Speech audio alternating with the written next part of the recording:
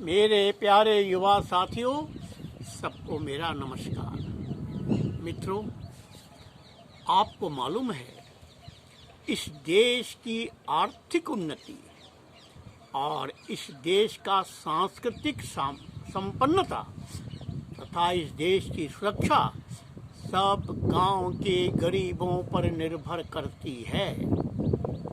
गांव का गरीब जब पसीना बहाता है तभी कारखाने चलते हैं, उद्योग जगत में प्रगति होती है।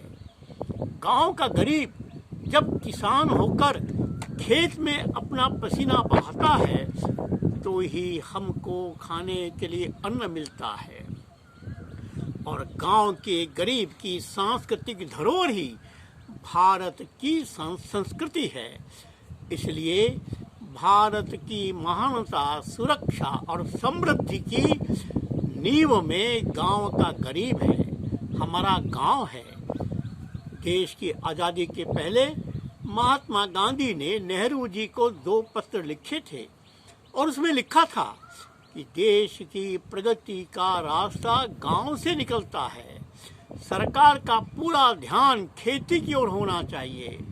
लेकिन मित्रों, गांधी जी को भगवान ने आयु नहीं दी और नेहरू जी ने गांधी जी की बात नहीं मानी।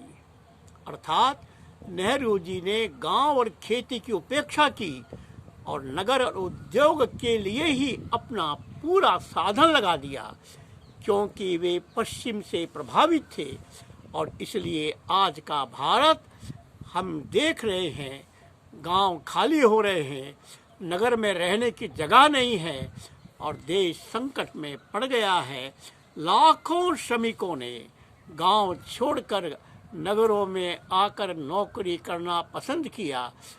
इसकी त्रासदी कितनी बड़ी है ये हमने अभी अभी देखा, जब लाखों श्रमिक अपने गांव में जाने के लिए बेचैन थे।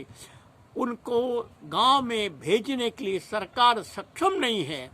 इसलिए हमारा ध्यान गांव और गांव के गरीबों की ओर रहेगा तो ही देश महान बनेगा, देश समृद्ध होगा और देश की सुरक्षा होगी। आज इतना ही, बाकी बात कल करेंगे। सबको नमस्कार।